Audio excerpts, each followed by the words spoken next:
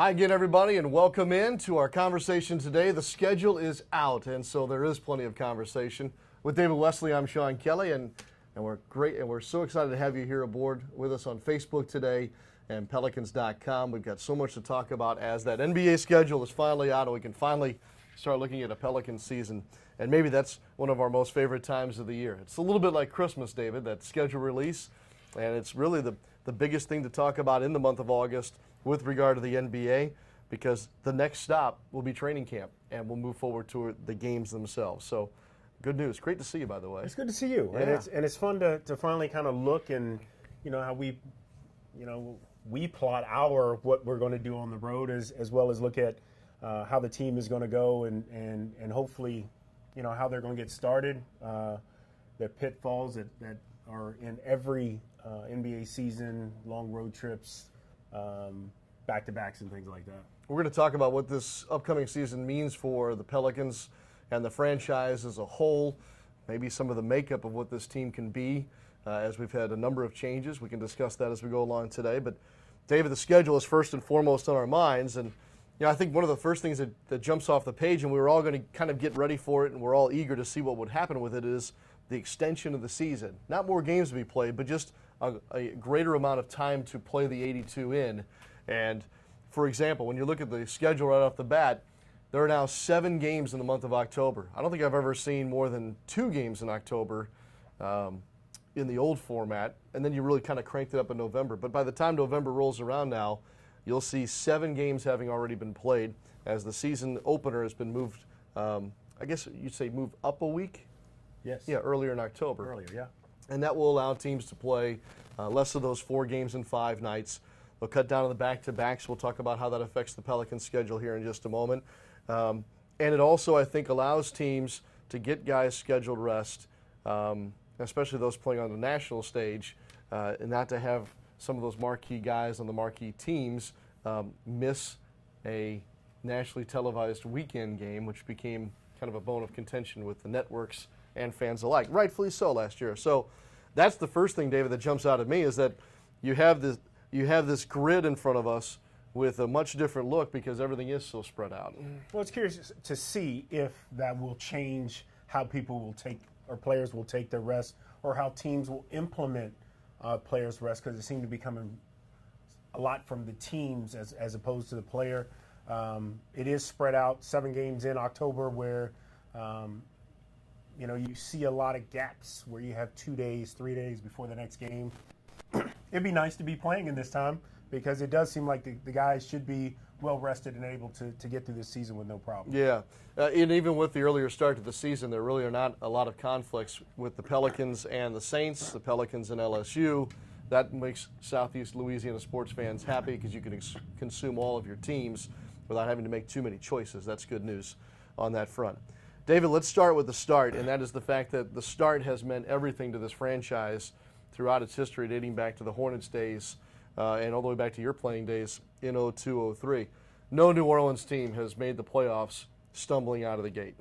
And certainly that's bore out the last 2 years as well. Well, and this is going into my 6th year, and each year the Pelicans have come in with the dreaded injuries or the slow start that has put them in such a big hole that they almost have to play perfect going down the stretch.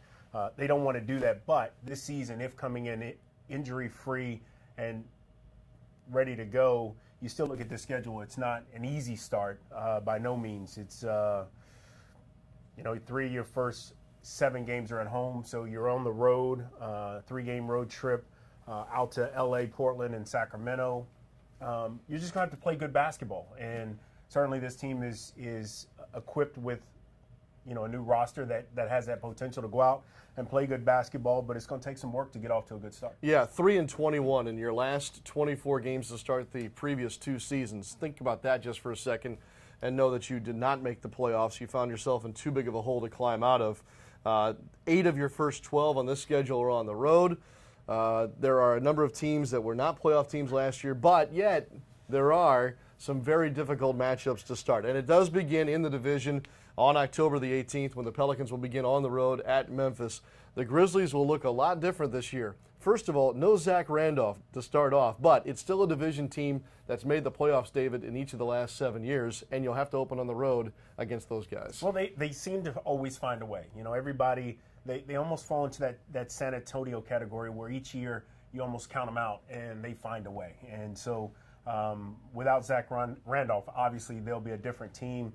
You go in there with Cousins and Davis, and you certainly would have matched up even with Zach Randolph there, but now you probably have more of an advantage and can play that grinded out inside game like they play. I suppose they might even go a little more up-tempo this year without Zach in that lineup. So tough start, division game, and one that you hopefully want to get off to a good start because you got Golden State right behind that at home. That's your home opener, and it is on national television. And for the third straight year, the Pelicans will be taking on the Golden State Warriors in the first game of first week of the season. Gee, thanks, NBA. Yes. Does that not seem crazy? 3 years in a row, you're seeing the defending champs or the Western Conference champ up close and personal in the first week? Well, I don't know if it was last year or the year before, but we saw him twice in the first week. We That's saw right. him there, and when we came back. First home game was against Golden State. So, thank you. Thank you for that. And you continue to bless us with that Golden State matchup early in the year. And, you know, hopefully we can have a better turnout. Yeah, hopefully they won't have their ring ceremony here. They'll wait to do that at home. Hopefully. Yes. There's no doubt, though, David, Golden State is the team to beat in the NBA based on what they did throughout the playoffs last year in the regular season. And they basically returned their entire roster. So, if you're looking at the elite of the elite, it is still Golden State. Wouldn't you agree? Paid a lot of money to keep their roster. They did. Yes, they are the elite of elite. Everybody's looking at how do you match up, how do you get guys that can play against this team, and how do you beat them? But, you know, you look at the Pelicans with their two bigs. What if this lineup, this situation is successful with two bigs, which is starting to become non-existent, and teams have to figure out how do you get two guys in here because they're so dominant to match up with the Pelicans? In some ways, I'm glad you brought that up. In some ways, if I can relate it to football a little bit, whenever you'd play, say, Navy in college football, Georgia Tech, the old look Nebraska Cornhuskers, where they ran the wishbone offense, so few people would run that anymore that there would always be that one game on your schedule where you'd play that wishbone running team, and you'd have to almost change everything you do, reteach how to play against that offense and everything else. Is now what the Pelicans look like with those two bigs? Is this the equivalent of basically the wishbone offense, but for the NBA? I think so. You know, you know those college teams for that week are trying to find ways to practice against it with their other teams. Same thing with the Pelicans. Teams are going to have to figure out, okay, are we doubling Davis? Are we doubling Cousins? Are we doubling them both? On the catch, on the dribble, there's a lot of things that go into that. And then it's important for this team to be able to knock down shots or create a play off the double team. So there's going to be some opportunities out there. Can the Pelicans take advantage of it? Yeah, we'll talk more about the makeup of the roster here in just a little bit. After that Golden State home opener, nationally televised on ESPN, it's back on the road. Remember, 4 of your first 5 are on the road, and it's a very interesting road trip. We'll work backward here. First of all, at the end of the road trip, it's another nationally televised game at Sacramento on TNT. It'll be an emotional night for DeMarcus Cousins, and that's something that he and his teammates will have to deal with against the Kings team that's kind of rebuilt themselves here in this past offseason. 35-15. Cousins. On that night? Yes. Wow, write Yes. that down. 35-15. He's coming out like an animal. He's ready to go. He wants to show his old team. He was, you know, I very surprised that he was traded, and I don't think he liked it. And I think he wants to go back and show them, hey, you made a mistake, and he's going to come out like a gangster. Yeah, okay, all right. Mark that down. That's October the 26th at Sacramento. David saying 35 points, 15 rebounds against his old team. And we'll see Sacramento fairly soon later on in the Pelicans schedule at home. Working backwards on that first big, long road trip at Portland, that'll be a very difficult game. We already know about Lillard and McCollum. They've got Nurkic now in the middle. If they're all healthy, they're a team that will contend with the Pelicans for a playoff spot. And then that road trip begins on Sunday, the 22nd, of October at Los Angeles. Early on, home schedule game for the Lakers and Lonzo Ball. Yes. And a team you're not sure what you're going to get. A lot of young talent. Obviously, their future could go in the right direction. They're trying to get back to their prominence. But when you have youth like that, you have talent, but you don't know how that talent is all going to play out. To me, early in the season, it should be a gettable game. I hope so. I would think so. In fact, it has to be. Yes. It has to be. Yes. When you look at the rest of what's going on, you got Golden State at home and Cleveland at home to start the season. First two home games, you have to find a way to get games like the Lakers, Sacramento. Must wins. Orlando. Yes, to keep your head above water, maybe even put together a nice run. Yeah. All right, you alluded to it. Cleveland comes to town as your second home game on Saturday, October the 28th. You get the two teams that battled for the NBA championship last year basically in the first 10 days of your season. Yeah. Again, thank you. Or thank you. Thank you. Right. Yeah. But Team Drama will be here in late October. Their only visit to New Orleans, David. Will Kyrie Irving be a part of the Cavaliers when they come to town on October 28th? I have a feeling not that they can help it. I think he wants out that bad, and if at all possible, maybe they'll oblige him and find a trade that works. But I